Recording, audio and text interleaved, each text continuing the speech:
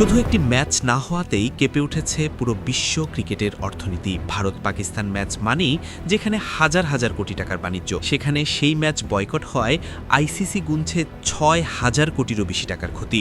শুধু আইসিসি নয়, এই ধাক্কায় ক্ষতিগ্রস্ত হচ্ছে ভারত, পাকিস্তান এবং বিশ্ব ক্রিকেটের প্রায় সব অংশীজন। তাহলে প্রশ্ন, একটি ম্যাচ বাতিল হয় এত বড় আর্থিক বিপর্যয় কেন? কার ক্ষতি কতটা? চলুন জেনে নেই বিস্তারিত।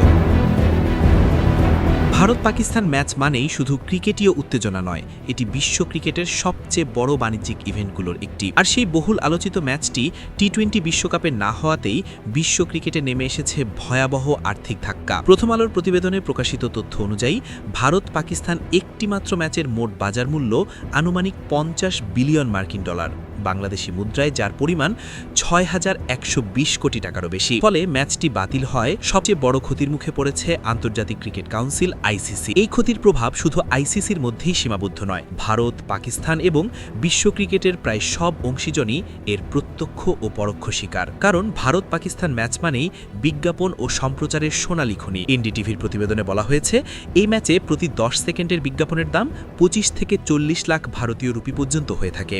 একটিমাত্র ভারত পাকিস্তান ম্যাচ থেকে সম্প্রচারকারীরা প্রায় ৩০০ কোটি রুপি বিজ্ঞাপন আয় করার লক্ষ্য নির্ধারণ করে। কিন্তু ম্যাচটি না হওয়ায় সেই প্রত্যাশিত আয় পুরোপুরি হারাতে হচ্ছে সম্প্রচার প্রতিষ্ঠানগুলোর। বিশ্বকাপের সম্প্রচার স্বত্বাধিকারী প্রতিষ্ঠান জিও স্টার আগেই লোকসানের কারণে আইসিসির কাছে অর্থ ফেরতের ইঙ্গিত দিয়েছিল।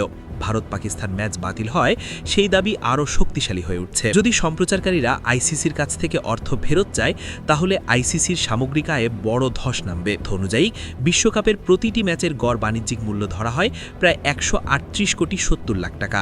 কিন্তু একাধিক গুরুত্বপূর্ণ ম্যাচ বাদ পড়ায় আইসিসির মোট আয়ে বড় ধরনের ঘাটতির আশঙ্কা তৈরি হয়েছে। এর সরাসরি প্রভাব পড়বে আইসিসির সদস্য দেশগুলোর উপর। আইসিসির বিতরণযোগ্য আয় কমে গেলে সবচেয়ে বড় ক্ষতির মুখে পড়বে ছোট ও সহযোগী দেশগুলো, কারণ তাদের ক্রিকেট কার্যক্রম অনেকটাই আইসিসির অনুদানের উপর নির্ভরশীল। এই পরিস্থিতি ছোট দেশগুলোর জন্য ভয়াবহ আর্থিক সংকট ডেকে আনতে পারে। ভারত ও পাকিস্তান দুই বোর্ডই প্রত্যক্ষ ও পরোক্ষভাবে প্রায় ২০০ কোটি রুপি করে ক্ষতির মুখে পড়তে পারে বলে ধারণা করা হচ্ছে। বিসিসিআই আইসিসির মোট আয়ের প্রায় ৩৮.৫% পেয়ে থাকে।